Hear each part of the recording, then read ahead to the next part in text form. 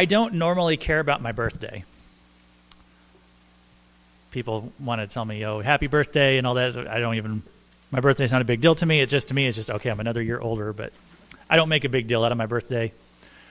I'm going to do a little bit extra this year because I'm going to be moving into the older person crowd this month. Yes, I'm leaving the 20s of my youth. I'm entering an entire new decade of my life. And so I'm now going to be, I'm not calling anyone here old people, because as I'm joining your club, we'll call ourselves older people. I want to be an older person along with many others in here today. And if you don't want to accept me as an older person, I do just want to let you know that we received some correspondence in the mail this month for me from the AARP. So they must have gotten the word. They must be aware that I'm turning 30 and they want me in their club. Now, Emily, my wife, she's older than me, and so the AARP has actually already been poaching her for years. And they've been sending her these offers in the mail that she actually gets really excited about. You know, if you join their club or whatever, and they say, we'll send you a thermos or a travel bag or something like that if you sign up for their club. And she gets these catalog things in the mail, and she just, I don't know, lusts after them. I'm not sure if there's a better word for it. Like, she greatly desires these gifts that they have in there. And I'm like, no, you do not. Now, if you're like, what in the world are you talking about? If you know my wife, you probably don't require further explanation. These are the kind of things that she does. But here this last time that they sent their offers that they regularly send, this time they offered some adult diapers for signing up. And for some reason, she decided this would be the one that she's going to pounce on. This is the one she's going to go after. And so I was like, seriously, this is what you're... This was the straw. You already changed Zek's diapers. Is that not enough for you? And not only that, she ordered them for me. So this is where... This is the part I was offended about, is she ordered me the large diapers. Ladies and gentlemen, I do not wear a large, okay? I just ordered some shorts here a few weeks ago, and they were medium, and they were even a little bit loose on me then. So I am not a size large. I was really upset with her that she got me the large diapers. But she got them for me because they were for free from the AARP. So I'm turning 30 this month. I'm getting older, according to my wife in the AARP. I'll probably start coming to your senior adult fellowship this month. But here's what I want to talk about tonight, is I want to talk about finishing well. And I'm not actually just speaking to older people. I'm really speaking to everyone. No matter where we are in life, no matter what we're doing, wherever God has us on assignment, we want to do our best there so that when we are all done with it, we can say that we finished it well. And so I want to talk today about that. I want to talk about finishing well, not trying to be morbid and talk about the end of our lives. It can apply that way. But I'm actually speaking maybe even more to younger people today. Younger people, because if you wait until you're in the last years of your life to start thinking about what you leave behind whenever you're gone, you've probably waited too long. What you want to be doing is planning throughout your life and be preparing your legacy even today. And so what I want to talk today about is how to finish well. And I've had this message. I've actually, literally for about 5 years, I've been thinking about doing a message on this, because I'm not exaggerating when I say that. Like, this has been kind of stirring up within me for a long time. The reason I've been wanting to talk about this is because I just have kind of a chip on my shoulder about one particular Bible character that is often lifted up as a hero. Often he's lifted up as this great example. And I strongly disagree with the way he's often portrayed. And so I've wanted to do this message for a long time because I want to set the record straight on this guy. I want to tell you the truth about this guy. This guy, to me, you might be a little surprised when I tell you, to a lot of people, he's a hero. He's this great example. To me, he's a little bit of a scoundrel and a coward. And so I don't always agree with the way that he is portrayed in a lot of things. And I will make my case to you of why I don't like this Bible character very much. And I'll make my case. You can decide if you agree or not. Who I want to talk about today is Gideon. Now, a lot of you say, well, I know Gideon's story. Okay, Gideon is a pretty good guy. Why would you want to say anything negative about Gideon? I know Gideon's story. Gideon, well, he's one of the heroes of the Bible. He had one of the most epic victory stories in the entire Bible. And I know that because I know Gideon's story. But a lot of people who know Gideon's story, they actually know about how he started, and we'll review it today in case you don't. But they know about how Gideon started, and they know about Gideon's great victory with the 300 men. But for a lot of pastors, that's where they stop the story, and they don't go into what happened afterwards. And so tonight I want to tell you about the end of Gideon's story, and I want to show you how Gideon, even though he had some great highs in his career as a leader of Israel, I want to show you that he did not finish very well.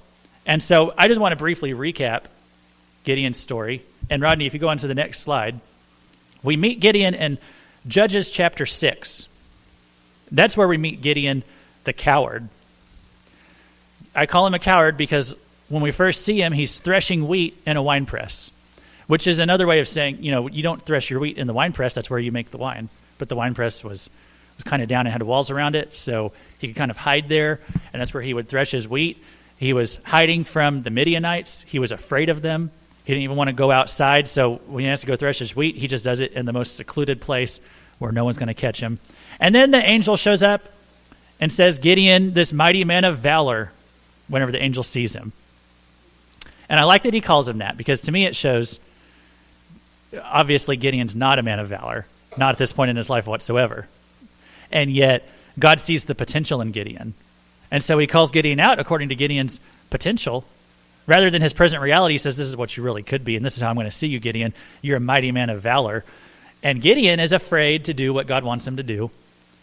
And so he says, well, I need you to give me a sign. He does the whole, the dew on the fleece deal. He says, I need a sign if I'm really going to trust in you.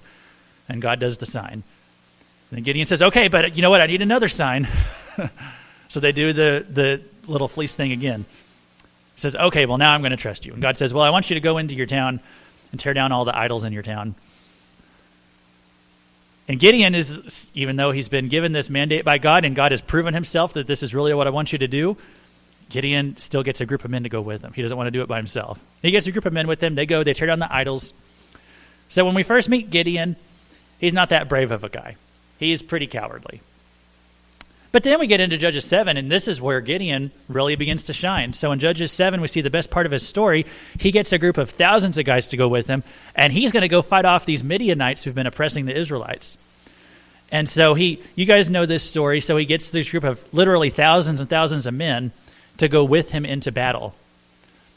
And yet God keeps whittling down the men, in all these different stages. And he keeps saying, okay, we'll send these few thousand home and these few thousand home, until finally they get down to where they just have a mere 300 men. He says, I want you to win this battle with 300 men. And now we know the story, but Gideon, he's trying to trust in God. God says, well, listen, Gideon, if you're afraid, you can just go down into the enemy's camp and listen to what they're saying about you. And he said, if you're really, really scared, you can take Purah with you. So Gideon gets his friend Purah, and they go down there into the little valley where the Midianites are camped out, and Gideon spies on them. And he finds out the Midianites are pretty much just as afraid of him as he is of them. And so he's got his courage up, and then he goes back up the mountain. They have the big victory, him and the 300 men. They run the Moabites off with their surprise attack. And I've been saying Midianites. It might be Moabites. I'll have to double check. I was trying to go by memory when I wrote my notes. So it's probably Moabites, and I'm getting it wrong now. God awesomely uses this story to show us that you don't need to fear any man, because when God is on your side, there's no one who can stand against you. And so that's really the great lesson from the story of Gideon in Judges chapter 7. And that would be a wonderful ending to the story if it was the ending. But I want to go a little bit further today. I want to go into Judges chapter 8, where Gideon's no longer the coward, but he's also no longer the hero. I want to call Judges 8 Gideon the power-hungry, murderous psycho. And I want to grab a Bible here. If you want to grab a Bible from underneath, you can. You might have a New King James. That's what I'm going to be going with. My New King James is at home, so I'm going to steal one from here. So Judges chapter 8 this morning. So this is after Gideon's had his big victory, and this is how some of the men of Israel treat him. It said, now the men of Ephraim said to him, why have you done this to us by not calling us when you went to fight with the Midianites? Okay, it is Midianites. And they reprimanded him sharply. So he said to them, What have I done now in comparison with you? Is it not the gleaning of the grapes of Ephraim better than the vintage of Abiezer? So God has delivered into your hands the princes of Midian, Oreb and Zeb. And what was I able to do in comparison with you? Then their anger toward him subsided when he said that. So some people were mad at Gideon that he didn't bring them along for the fight, so they didn't get to share in the victory. So he says, well, join with me now. We're going to chase down a couple of other guys. When Gideon came to the Jordan, he and the 300 men who were with him crossed over, exhausted but still in pursuit. Then he said to the men of Succoth, this is a little town in Israel, please give loaves of bread to my people who follow me, for they are exhausted, and I am pursuing Zebah and Zalmunna, kings of Midian. And the leaders of Succoth said, are the hands of Zebah and Zalmunna now in your hand, that we shall give bread to your army? So Gideon said, for this cause, when my Lord has delivered Zebah and Zalmunna into my hand, then I will tear your flesh with the thorns of the wilderness and with briars. In other words, he comes to Succoth. He says, hey, will you just feed us while we're on our way to catch these Midianite leaders? He says, we just need a little bit of food, some sustenance, so we can keep on going in the fight. The men are like, why do we have to listen to you, Gideon? Like, why are you so special? We have to give you our food. So they don't respect him very much in this battle. He says, hey, when I come back later, you're going to be sorry. Okay, verse 8, then he went up from there to Penuel and spoke to them in the same way, and the men of Penuel answered him as the men of Succoth had answered. So he also spoke to the men of Penuel, saying, when I come back in peace, I will tear down this tower. So in other words, he's same thing to them. He says, you're going to be sorry that you didn't give us the food. Now Zebah and Zalmunna were at Karkor, and their armies with them, about 15,000, all who were left of the army of the people of the east, for 120,000 men who drew the sword had fallen. Then Gideon went up by the road, those who dwell in tents, and on the east of Nobah and Jogbehah. I'm not sure how to say that. And he attacked the army while the camp felt secure. When Zebah and Zalmunna fled, he pursued them and took the two kings of Midian, Zebah and Zalmunna, and routed the whole army. Throughout the rest of the Bible, it's going to mention Zebah and Zalmunna, that this was a great victory, that Gideon was able to catch them. It was really good. Then Gideon, the son of Joash, returned from battle from the scent of Harris, and he caught the young man of the men of Succoth and interrogated him, and wrote down for him the leaders of Succoth and his elders, 77 men. In other words, he comes back to these men who wouldn't give him food before, and he wants to teach them a lesson. He came to the men of Succoth and said, here are Zebah and Zalmunna, about whom you ridiculed me, saying, are the hands of Zebah and Zalmunna now in your hand, that we should give bread to your weary men? And he took the elders of the city and the thorns of the wilderness and briars, and with them he taught the men of Succoth. When it says he taught the men of Succoth, it's kind of like when my dad used to, teach me a lesson by taking off his belt or something like that. When he taught them, in other words, he punished them for what they had, the way that they had treated him when he came around before. So he must have maybe tortured them a little bit or something like that. Not really sure. Pastor John's been talking the last few Sundays about the whipping sticks that they had out there in Ivory Coast. He probably had a whipping stick and took that to him. Then he tore down the tower of Penuel and killed the men of the city. I mean, Gideon just killed some people because they disrespected him. He's flying off the handle a bit here. That's why I say he's become the power-hungry, murderous psycho. I mean, he's had this great victory, and now he's got all prideful and got a big ego. And these men had just disrespected him by not giving him food. And he comes back and tortures some of them and then kills them. This was not like justified on Gideon's part. This is what I want us to understand today. He said to Zebah and Zalmunna, what kind of men were they whom you killed at Tabor? So they answered, as you are, so were they. Each one resembled the son of a king. Then he said, they were my brothers, the sons of my mother. As the Lord lives, if you had let them live, I would not kill you. And he said to Jether, his firstborn, rise, kill them. So he turns to his son. He says, hey, hands his son a sword. His son's probably not that old. Maybe he's a teenager or something. I'm not sure. But here Gideon has been this probably meek and mild man his whole life. He's been a coward. He's probably been very quiet, not that courageous and all that. That's probably been his personality his whole life. His family might be the same way. He gets this big victory. Now he's got a big ego. Now he's killing people just for disrespecting him. Now he hands his son a sword and says, hey, why don't you chop those guys' heads off? He tries to make his son do it. This son is a little bit, if I handed Dylan a sword and said, hey, go kill those guys over there, Dylan's going to be like, what in the world happened to you? And that's probably what his son here is saying to him. His son, Jether, I think it said his name is. It said, but the youth would not draw his sword, for he was afraid because he was still a youth. Okay, so he's maybe a kid or a teenager or something, and dad's here trying to get me to cut these guys' heads off. So Jether is like, that is too far, and he wouldn't do it. So Zebah and Zalmunna said, rise yourself and kill us, for as a man is, so is his strength. So Gideon arose and killed Zebah and Zalmunna, and took the crescent ornaments that were on their camels' necks. Then the men of Israel said to Gideon, rule over us, both you and your son, and your grandson also, for you have delivered us from the hand of Midian. So the people are so thankful to Gideon for winning this great battle, throwing off their oppressors. They say, well, we want you to rule over us now. And I think they said, let me check here. Yeah, both you and your son and your grandson also. In other words, they're telling him, we want you to be like a king now, because that's how kings do. When the king dies, then his son becomes the next king, and so on. That wasn't the system that God wanted Israel to have. He wanted them to have the system of the judges. In other words, every generation that came along, God would pick the new leader for that generation. It wouldn't necessarily be the son of the previous leader. God wanted to pick the leaders. And so the people here are saying, well, we don't want that system. We want you to be our king, Gideon, and then your son will be the next king, and his grandson, or your grandson will be the next king, and so on. Verse 23, but Gideon said to them, I will not rule over you, nor shall my son rule over you. The Lord shall rule over you. Well, that would be a great statement to make. That would be a great thing to say. Oh, I shouldn't be the king. That's not the way it should be. You should have God be your leader. That's a great thing to say. A lot of people lift up this as, well, what a great quote from Gideon. Yes, except Gideon does not follow it. Then Gideon said to them, I would like to make request of you, that each of you would give me the earrings from his plunder. For they had golden earrings because they were Ishmaelites. And they answered, we will gladly give them. And they spread out a garment. Each man threw it into the earrings from his plunder. Now the weight of the gold earrings that he requested was 1,700 shekels of gold, besides the crescent ornaments, pendants, and purple robes which were on the kings of Midian, and besides the chains which were around the camels' necks. Gideon's getting himself pretty rich off this victory.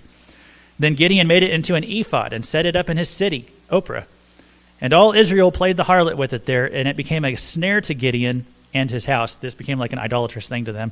Thus Midian was subdued before the children of Israel, so that they lifted their hands no more, and the country was quiet for 40 years in the days of Gideon.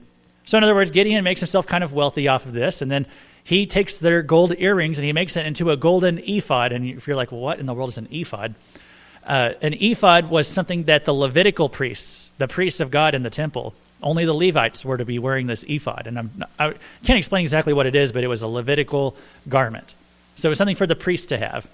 But as you see in the Bible, a lot of times when these political leaders, not religious leaders, but political leaders would get kind of a big head, and they would start kind of treating themselves as the priests, and I should do the sacrifices, and I should wear the ephod.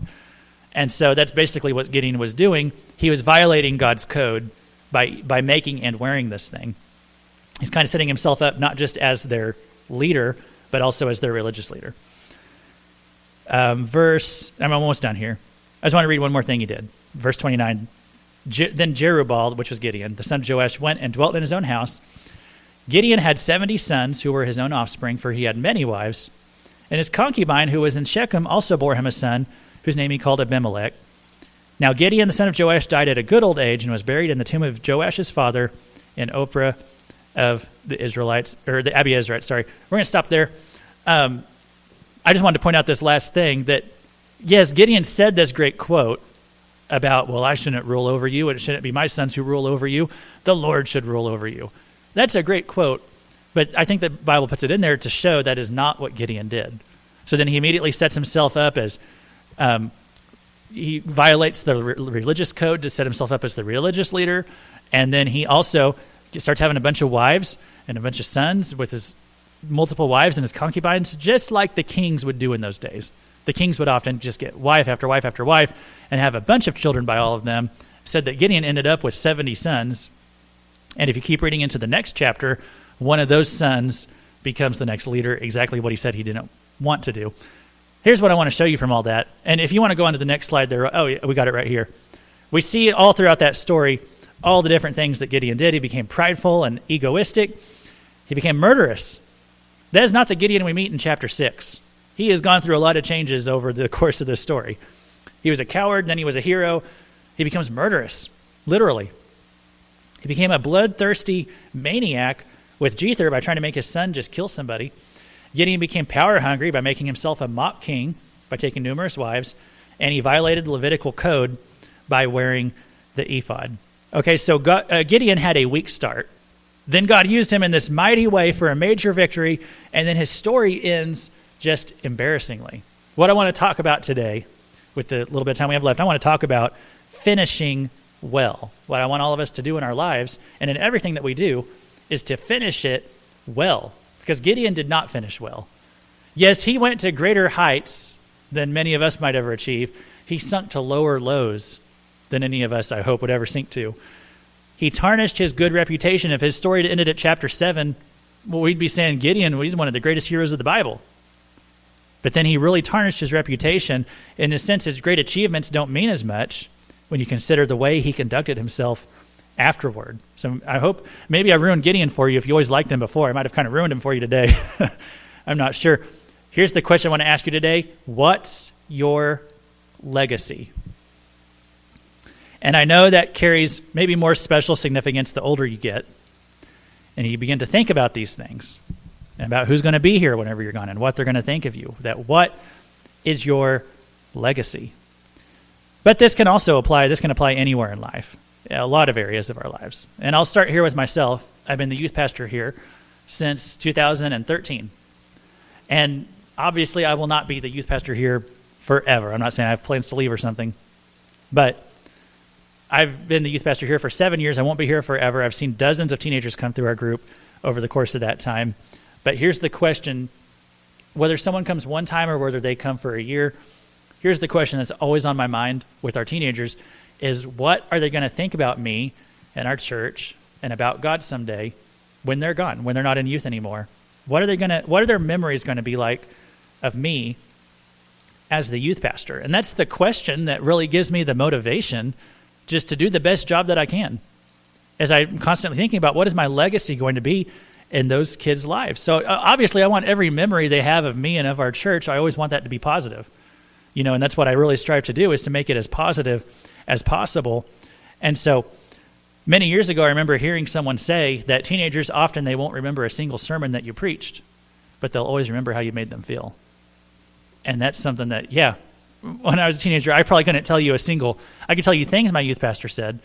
I couldn't tell you a sermon that he preached, but I remember how he made me feel. It's very true.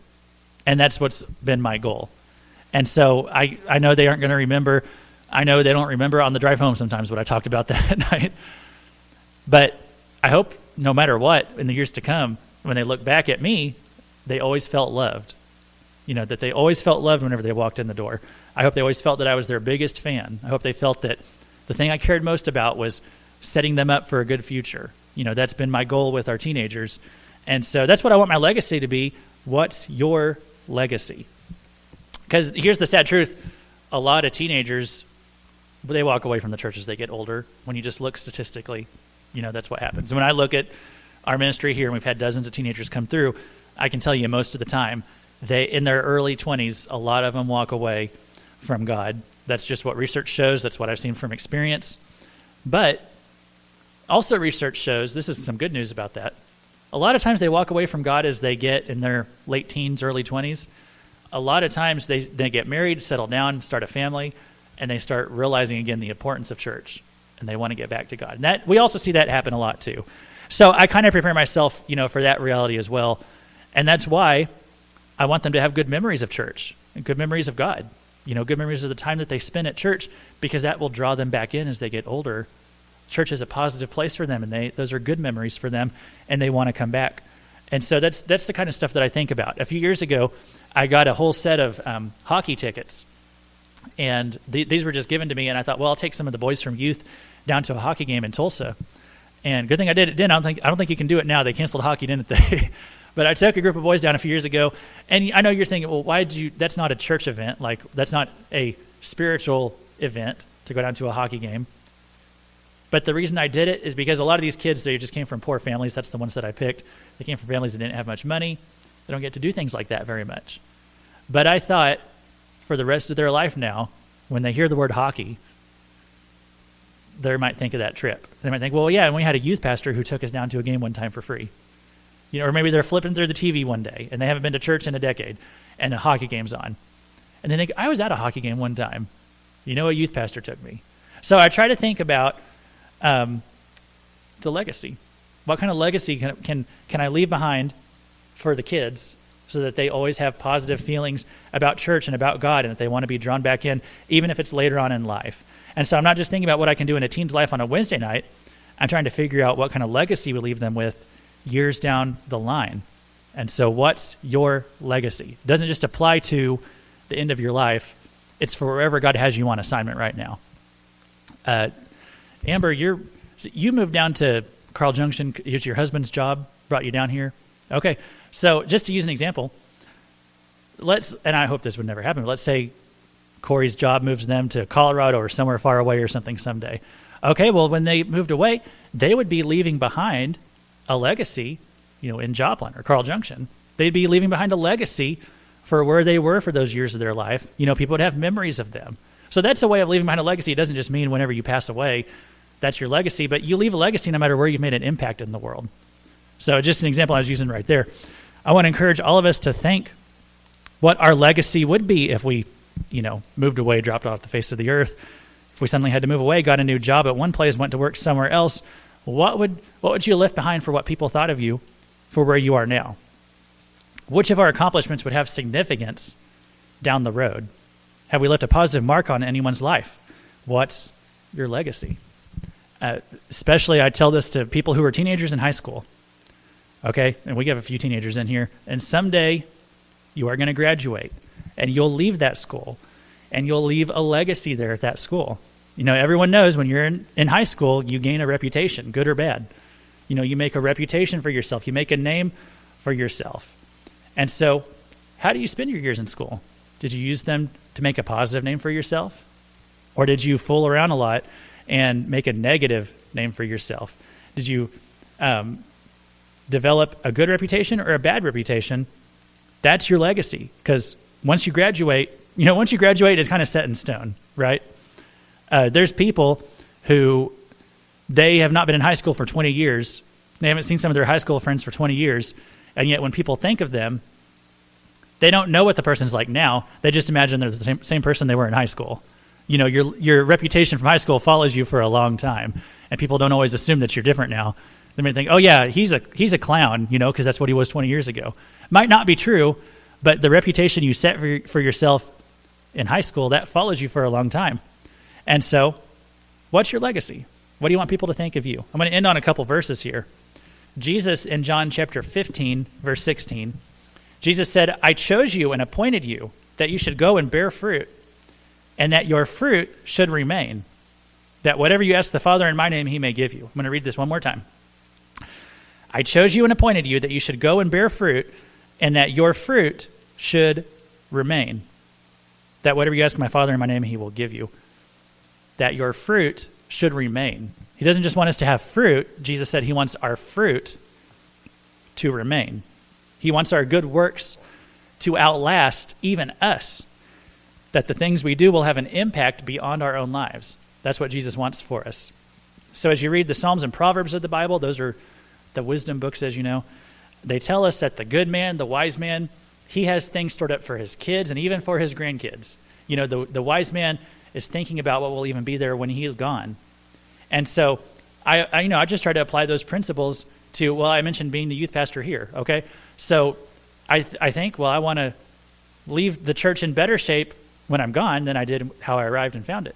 So that's why we redesigned the stage, and tried to make the stage look as nice as possible down in the fellowship hall. That's why we got the church logo on our van, because before you'd pull up in an unmarked white van at a person's house, and that's who parents are always telling their kids to avoid, So it's a little bit creepy when it's the church van. And we got our name on the van so no one thinks we're so creepy anymore. And, I want to think about what are ways I can leave things better when I leave than they were when I found it. So that's what I was thinking about. That's fruit that remains. Some versions say fruit that abides, fruit that will last. That's what Jesus wants us to have. What's your legacy? I got some bad news. Retirement is not in the Bible.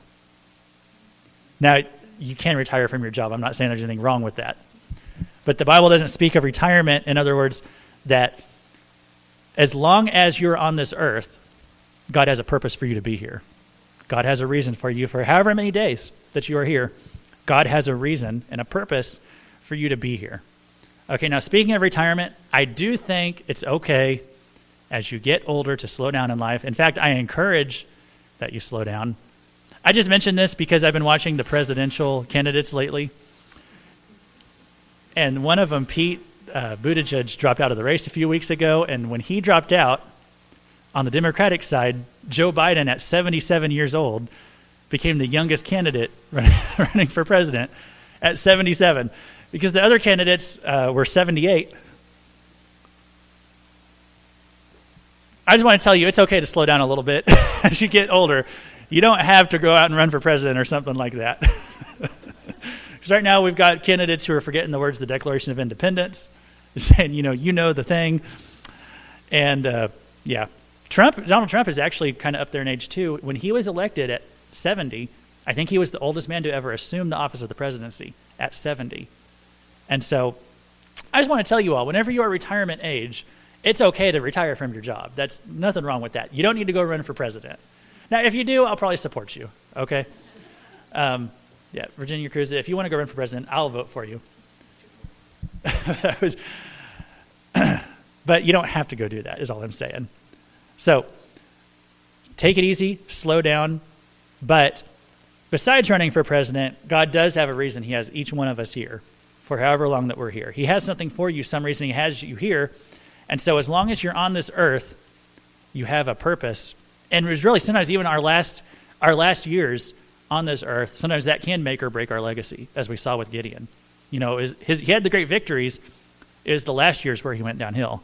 And so 1 Corinthians chapter 9, verses 24 and 25. Do you not know that those who run in a race all run, but one receives the prize? Run in such a way that you may obtain it. And everyone who competes for the prize is temperate in all things. Now they do it to obtain a perishable crown, but we for an imperishable crown. Run the race to the end and run it well, because your reward is eternal, Paul says. Run your race to the end, run it well, your reward is eternal. Here's something I wrote this in my notes last night, so it's not on the slides, but I think this is worth writing down. Winning the race later means running well today. Winning the race later means running well today. Because we all know the story of the tortoise and the hare. I don't need to go into it. But we all know that the hare couldn't catch up because he'd been snoozing the whole match. And he couldn't win the race because he had been lazy. Okay? You don't win the race when you spend all your days sitting around doing nothing the whole time. And then you just try to speed up a little bit at the end and expect to finish well. No, you have to plan your ending by building up to it today. So we live in a society that is right now in the midst of some extreme preparation and planning lately. If you look at the toilet paper aisle at Walmart, as I did yesterday, and it's completely empty, nothing on the shelves. So, okay, that's one way of thinking ahead, I guess. Emily did tell me this week. She says, see, one of these days when we run out of toilet paper, you're going to be glad I ordered those diapers. If you want the end of your race, if you want the end of your story to turn out well, write a good one today. If you want to win your race, you need to be running it now, because winning the race later means running well today. So, what's your legacy? After spending a whole sermon on finishing well, I thought, well, how do I finish this sermon? How do I finish it well? Because you got to finish a sermon well if you call it finishing well. So I don't know if this is a great way to finish it, but I wrote us a poem. I wrote us a poem because, as I said, I have a birthday in 10 days from now, and I'm going to be entering the older person generation now. And so I wanted to write this poem dedicated to all of us older people now that I am joining your club. And then I'll dismiss us. Does that sound all right? I used to be so young and cool, but that was many years ago. Before hearing aids and shoulder pains, now teenagers call me old. In the past, I let my music blast. My hair was long, my stomach was leaner. That's back when I was in high school. Now I'm a different kind of senior. So this is a poem for all of us. Maybe you'll understand it when you get old like me. when you can't change your ringtone, but you can replace your knee. Maybe I'm closer now to where we end than I am to where we start. But don't put me in a home just yet. I am still young at heart. I'm getting mad when I can't bend over to reach the remote, or when I need to get my glasses just to see what I wrote. I threw my back out again today. My hips don't feel terrific. And why is TV Land showing Scrubs instead of Andy Griffith? You'll start to get to understand it when you are old like me, because in 10 days, I'm going to turn the big 30. I don't understand this new music or what they call modern art, but you can bet your bottom dollar I am still young at heart. It's getting easier to take a nap and harder to hear. I walk into the living room, then can't remember why I'm here. I'm losing the hair off the top of my head, but finding it in my ear. I miss the days when Walmart actually had a cashier. You'll start to be excited when you get old like me and get that senior discount when you go to the Denny's. But until then, and you'll know when, you won't feel state of the art. But I hope that just like me, you can be young at heart. I remember getting to that age where everything started to click. First it was my knees, then my elbows. Now I feel it in my neck. My cell phone used to have 12 buttons. Now it's just a screen. We didn't need to send a text back when I was a teen. Whatever happened to the days we'd talk while snapping beans? You'll finally understand it when you are old like me and they start to mail you diapers from the AARP.